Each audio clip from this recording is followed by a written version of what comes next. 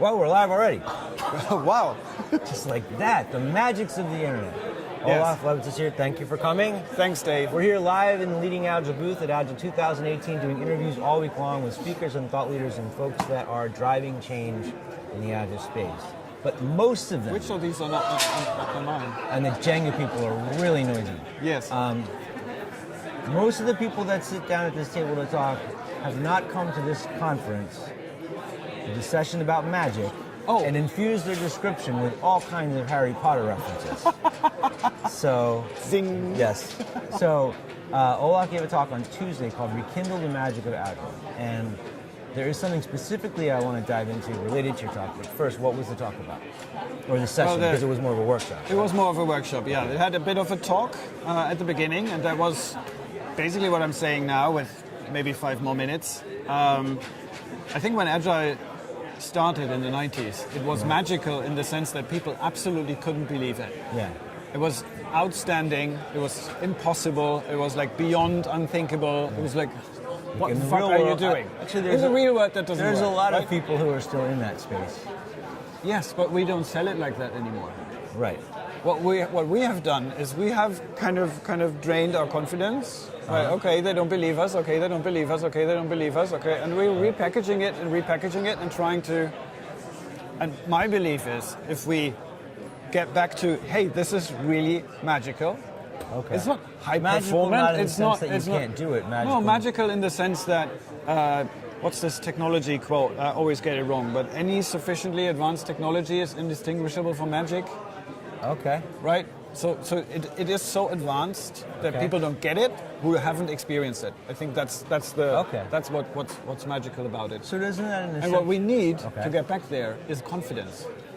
I was talking to Caitlin Walker, who was for the first time at this conference and for the first time exposed to this community. And one feedback she gave, and it was to me like, wow, that's so true. You're talking about so much stuff you don't dare to actually do. Wow. And I was like, woo. And she said, your session and one other, Michelle Sniger's session, were the only ones in the program that talk about confidence. Wow. Okay.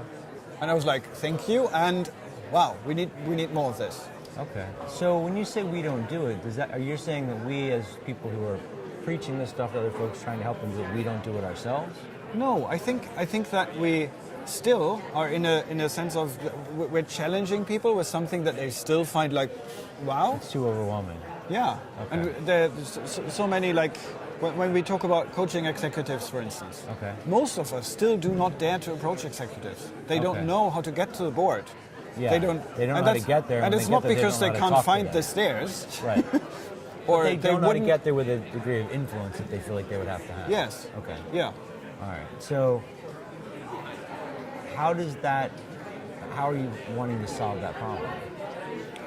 Well, first by instilling confidence, by making people aware that it's okay to talk about confidence, that it's helpful, that as soon as we start talking about it, it grows a little bit. Okay. As soon as we start to make sense of it. So one of the things we did in the session was actually building a metaphor for our own confidence, so that we can feel it. Okay. We can get a sense of, so my confidence is like a tree. Okay. When it's great, when I'm really confident at my best, then it's like a tree that has it has very deep roots, and it's made up of liquid currents of all possible colors, so that anything that comes at me will just be integrated because the color will be already there. Okay. And it's like connected to the bottom, very, very deep. It's going high into the sky. It's not a real kind of tree, but it's being fed it's from very, above very and alive. Yes, and it's very alive. Okay. And then when I'm relatively confident, it's like a normal tree, like a palm tree. So it is flexible, but it's rooted. It can't move. Okay. And when I'm inconfident, then I'm like, it's brittle and Okay. Exactly. Wow. So that's my metaphor that I use to check in with my confidence whenever I think that's needed. Okay. So I can say, okay, what can I do to kind of water that tree? Yeah. So that it gets. It's interesting because I don't think I've ever heard anybody talk about it. But it's an interesting approach to self-care too. To see, you know, what am I needing here, and where could I get it from? Yeah. Okay. We did this. So this magic idea came from 2 sources. One was I was working with an internal change agent in a really, really big organization, and he wanted to do leadership development, but leadership development was owned by HR, so he couldn't offer leadership courses. And what we devised, we never got around to do it, but he had this working title of A School of Witchcraft and Wizardry for what he wanted to teach to leaders. And we were talking for 2 years, and we were actually designing some things. That never happened. But when that engagement ended, I took this idea with me. And then another thing that I've been doing all these years, which is helping coaches with their business development, finding an unfair advantage, discovering what it is that only you can do, developing that when you're working at your best. And that kind of clicked together with this magic. So that instead of working at your best, we said when your work is like magic. When you achieve something that you can't explain, that's like what?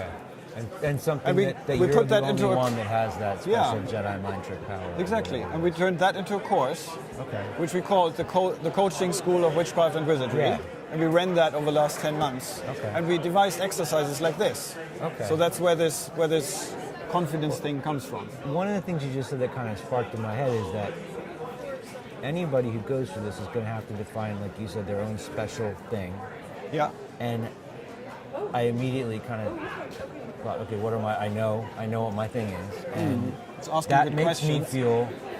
No, I mean when I'm teaching, but that makes me feel more confident. Because there isn't anybody else that can do that. I'm the guy. And that's a neat little. I hadn't really thought. It's very insightful. Oh. I see your face lighting up with a smile in a way that is cool. Like, and this is one of my favorite things about this conference because I just learned so much stuff. I wanted to ask you about clean language because I know that's part of your talk, and I'm just going to be honest, I'm not up to speed on it, and I know a lot of people watching won't be either. And I know that you've studied this stuff. So what is it? Let's go for a demonstration instead of a definition, and stay where we just were. So when your work makes you smile like that, then your work is like what? Something between sunlight and water. Between sunlight and water. Is there anything else about sunlight this being because between? It brightens me up and I feel warm, like I feel it in my face. And water because when I'm doing these interviews, I'm constantly trying to change the shape of what's going on and seeing where it can go and what new pathways can we find. Change the shape? The fluidity of it. Fluidity. So fluidity, water, sunlight. What kind of water is that water? It's very clear water. Very clear water. Very clean water. Very clean water. Whereabouts is that water? I guess in my head it's in a stream somewhere, but I can't. In a stream somewhere. What kind of stream is that stream? Not a very muddy and murky one. And where's sunlight in relation to that stream? Shining down on it. Shining down on it. Warming it, making it sparkle and shine a little bit. So did you notice what I was doing? You were pushing me further towards answering the questions. I don't know, I was a little wrapped up in my own shit. I got to answer Olaf's question and I don't know where to go. That's the purpose. And I always use that word to explain what it does. It separates my shit from your shit. It keeps my shit out of the conversation and it helps you discover your own thinking. It's perfect if we work on a question that we both don't know the answer to. And it's even better if it's a metaphor. So when you started with sunlight and water, that was like the perfect opening for me to ask about that. Because when we use metaphors like that, we never know what's behind. We use water, but we don't know what kind of water. But as soon as you think about it, it's kind of tapping into the surface of your subconscious. And it's hard to not give the first thought that comes into your mind because you can't go. I don't feel like I have the time to dig into that. You're end up glom it up with my own self-consciousness. So it's helping somebody develop their thoughts. And we use this technique in this course extensively to help people develop these metaphors. You can use it in interviewing. So you can use it for any kind of discovery situation. It reminded me that I have looked this up before, so I do know a little bit about where it came from, but I did notice that your questioning was, I always think of questions as this back and forth. It's almost like the push hands exercise in Tai Chi. But this was, I'm not getting anywhere. You're not going to let me dig into that. You're going to keep pushing the questions back at me, even though, and the pacing and everything, it comes out of psychology, right? It comes out of therapy. It can be a bit hypnotic if you do it that way. Especially if you repeat a lot of what you're hearing. The key is that you do not add any interpretation, any assumptions. You just use. I Tell just me use more, your words. Not you saying the water is like this, but you tell me what the water is like. Yeah. So you're forcing me to find my own answers instead Yeah. of feeding me things like cookies that I can latch onto. Yeah. Exactly. Okay. And so you're using this in your coaching and in your teaching as well. This taught me to actually coach. Wow. I had no idea what coaching really was until I learned clean language.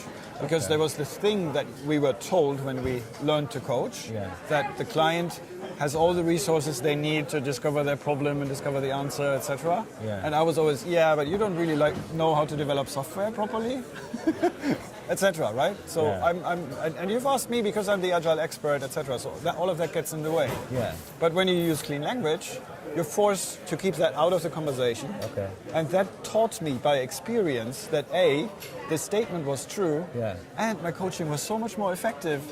And it also makes it, I would imagine, easier to keep your own ego from bleeding into what's going on. Absolutely. Yeah. This is really cool. Yeah. And as you learn to notice when your ego wants to get into the conversation and you don't do it, you're kind of taming it. It's hard. So it's a lot of self work that happens on the side when you practice this. Okay. This is really cool. Yeah. Highly recommended. So what else is going on? Biggest piece of technology I learned in the last 10 years. Wow. Easily. With a big Where gap should to the people next go one. learn more about it?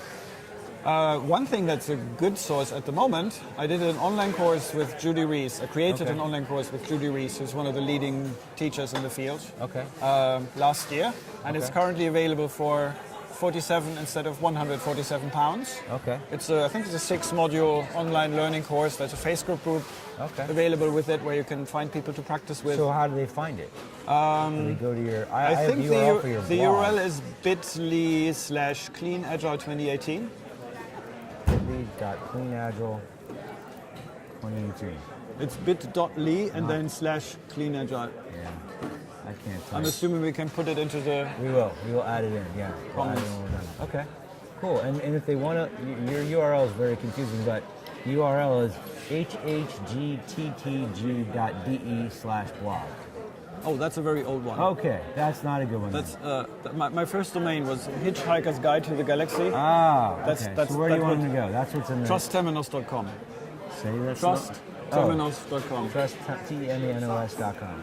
Trust, like trust me.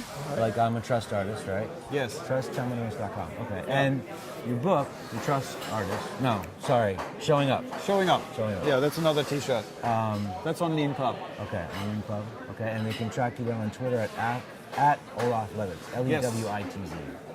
Absolutely. Perfect. And you look fantastic, by the way. Thank you. What have you changed? You still have this smile. Well, what have you changed about yourself? Well, I did lose weight. Okay. But the main way I did lose weight was letting go of shit. Wow. Okay. There was some moment. It was a little more than a year ago where and another one in October, where I had a major insight into some bullshit going on in my head. Right. And letting go of this literally led to me having this feeling of, wow, there's a big bunch of armor that I don't need anymore. And it went away. And then it went away. Like not on that day. Yeah. But I could feel it. Wow.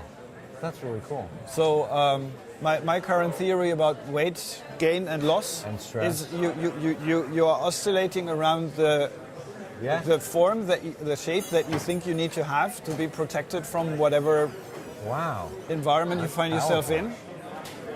And yes, I also run every morning, so it's not there's work there. There is work there. But the main thing is you actually need to let go of a part of yourself if you want to lose 20 kilos. It's not just I'm running and stopping to eat meat. That helps. But if you're not ready to let go of that boundary, it's protecting fat, you from everything else. then it doesn't go away. That's my experience. That's cool. This is great. Thank you for asking. Oh no, I mean you look fantastic, and thank you for coming by. I'll shake your hand again. Say goodbye to the internet. Thanks for watching. Thank you, internet.